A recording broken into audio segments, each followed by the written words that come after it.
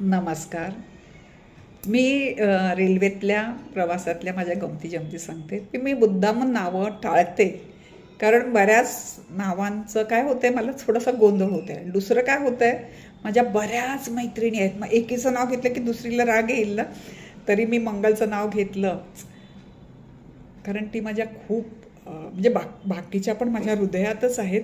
पण तिच्यामुळे मी खूप शिकले. खूप तिच्याकडे जी सहनशक्ती होती ना, ती सहनशक्ती मला वाटतं की त्याच्या अर्धीसुद्धा बऱ्याच जणांकडे नसते. कारण ती खूप सहन करायची आणि तिच्या चेहऱ्यावर जे हास्य असेल, आणि ती फक्त माझ्याकडे तिच्या गोष्टी सांगायची. त्यामुळे बऱ्याच माझ्या मंगलला ओळखणाऱ्या मैत्रिणींना सुद्धा ती काय सहन करते, कशातून जाते हे माहीत नसणार. तर पण तिचा जो आनंद होता, उत्साह होता, आणि ती मंगल माझी आहे ना, नुसती कॅरम आणि टेनिसमध्ये आणि खाण्यामध्ये हुशार नव्हती. ती विडंबन खूप छान लिहायची.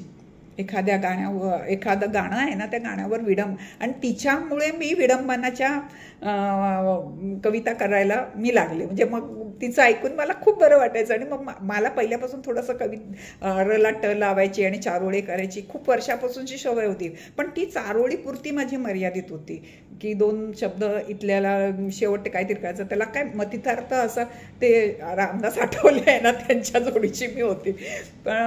पण मी करायची. पण मला मंगल गावकर तिच्याबरोबर मला विडंबन काव्य लिहायची एक सवय लागली. मी अजूनही तिच्यासारखं रोजच्या रोज एक सोराबर चकली वगैरे करायला जमलेलं नाही मला. मग मी करते तर अगदी व्यवस्थित एकदाच करते. 15 महिनाभर चालण्यासारखं करते, असं करते. पण तिच्यासारखं रोजच्या रोज ताजं करणं मला तरी जमत नाही. माझा हाताला अजून तरी ते माप जमतच नाही. किती कमी म्हटलं तरी मला एक सोरा फक्त तेवढं पीठ माझ्याने होतच नाही हो.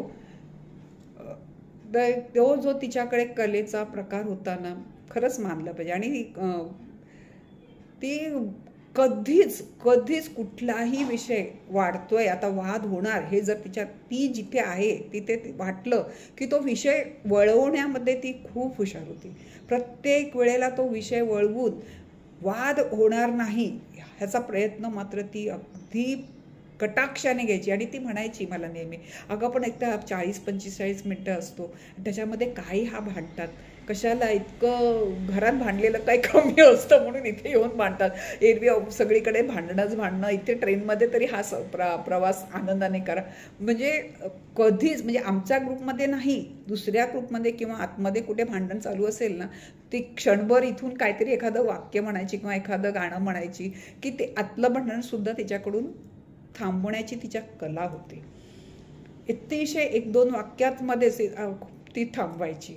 आणि लोक पण मग तिच्या हसण्यावर, तिच्या बोलण्यावर, तिच्या त्या उत्स्फूर्तपणावर मध्ये गुंतून जायच्या. खूपच चांगली.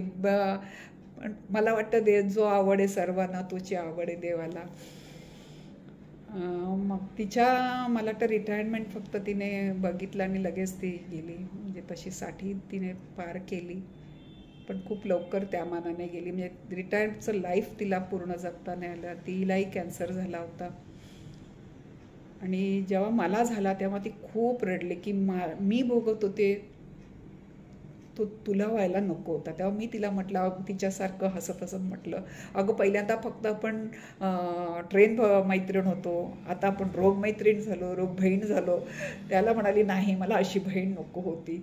आणि आम्ही खूप दोघी एकमेकांना प्रत्येक बाबतीत आमचे पुढे आमचे अनुभव सारखे असायचे. केमो वगैरेच्या बाबतीत तर आम्ही एकमेकांना, तोपर्यंत मोबाईल वगैरे आला होता, आम्ही एकमेकांशी खूप बोलायचो. म्हणजे नंतर ट्रेनमध्ये नाही भेटलो तरी फोनवर आम्ही खूप बोलायचो. तुम्ही माझी बडबड ऐकता, मला लाईक करता, माझे हे शेअर करता, त्याबद्दल मी तुम्हाला धन्यवाद देते.